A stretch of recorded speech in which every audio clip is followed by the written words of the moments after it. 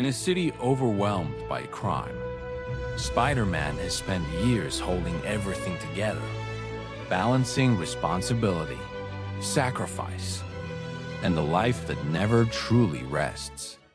Because of Spider-Man's relentless pursuit, Wilson Fisk is finally brought down, leaving New York hopeful but dangerously unprepared for what follows. With Fisk behind bars, Peter allows himself to believe the worst is over, not realizing that removing one kingpin only leaves a throne waiting to be claimed. As new forces begin moving into that empty space, Peter immerses himself in his work with Otto Octavius, trusting a mentor whose own frustrations are quietly growing. Meanwhile, at Feast, Aunt May shows him a different kind of strength, proving that saving a city sometimes begins with simply caring for one person at a time. Yet beneath Otto's brilliance, his failing body begins to betray him, and Peter, blinded by loyalty, refuses to see where that desperation might lead. As Peter remains distracted by loyalty and responsibility, the city senses weakness, and new criminal factions begin fighting to replace the empire that just fell. Yet when Norman Osborn abruptly cuts Otto's funding, admiration quietly turns into resentment, planting the first seeds of something darker. As Peter remains distracted by loyalty and responsibility, the city senses weakness, and new criminal factions begin fighting to replace the empire that just fell.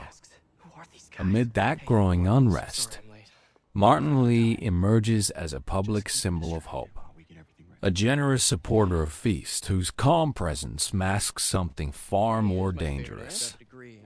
Yet the hope Martin Lee represents is only a mask, and when he reveals himself as Mr. Negative, the city realizes it has been trusting the very man tearing it apart. And that betrayal explodes into violence at City Hall, where Lee's attack plunges New York into chaos, claiming lives and leaving Spider-Man shaken with guilt.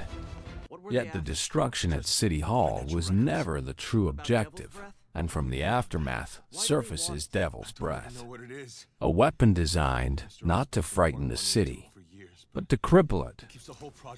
Determined to stop the threat he helped uncover too late, Peter begins tracing Devil's Breath back to its source. Meanwhile, Otto isolates himself, secretly perfecting neural-controlled mechanical arms that promise strength, but feed his growing anger. As Peter uncovers Norman Osborn's involvement in the Devil's Breath project, corruption and ambition begin to collide. Consumed by humiliation and rage, Otto abandons restraint and re-emerges as Doctor Octopus, no longer seeking justice but revenge. To execute that revenge, Octavius attacks the raft, freeing the city's most dangerous criminals in a single calculated strike. Together, they formed the Sinister Six, united by hatred and determined to break Spider-Man completely.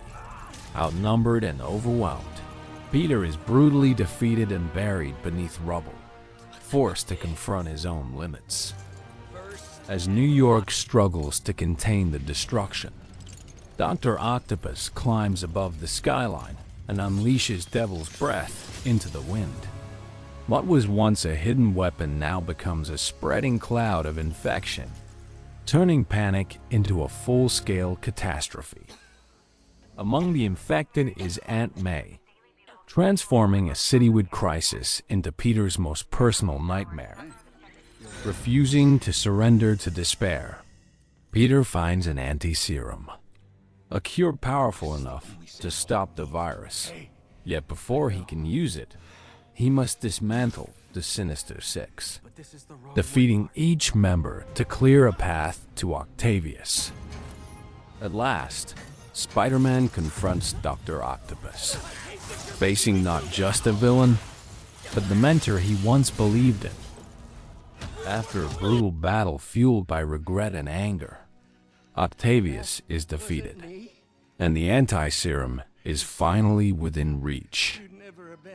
But victory offers no relief, as Peter learns the cure is limited, enough to save either one life or the entire city.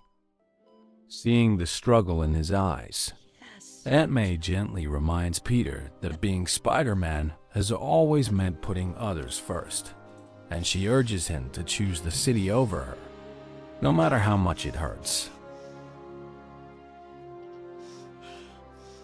With heartbreaking resolve, Peter saves the city, losing the woman who shaped his moral compass.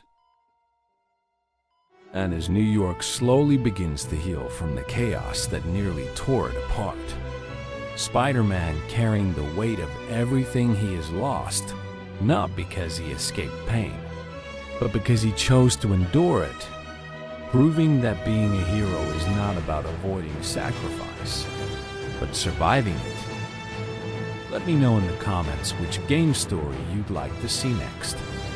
And don't forget to like and subscribe for more cinematic storytelling.